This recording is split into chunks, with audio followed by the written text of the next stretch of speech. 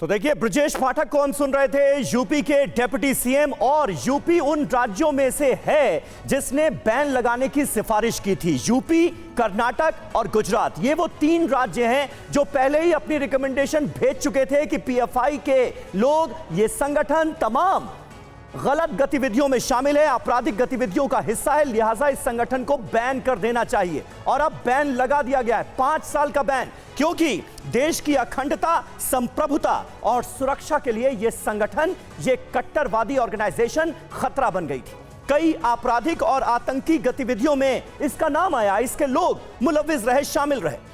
और अब यह बड़ा फैसला लिया गया है क्योंकि देश की आंतरिक सुरक्षा के लिए पीएफआई को बड़ा खतरा माना गया है और देश की शांति, सामाजिक सद्भाव खराब करने में यह संगठन शामिल पाया गया। यानी कहीं ना कहीं लोगों को भड़काकर दंगे करने की जो साजिश सामने आई, जिससे यह संगठन जुड़ा रहा, और ऐसे एक नहीं, दो नहीं, कई वाकये सामने आए देश के अलग अलग हिस्सों में। उसके बाद यह कदम उठाया गया। एक समुदाय के कट्टरपंथ को बढ़ाने के लिए यह संगठन पीएफआई नाम का काम कर रहा था, यानी कहीं ना कहीं कट्टरवाद का जहर घोलने की कोशिश कर रहा था, और इसलिए इसको बैन करना जरूरी हो गया था।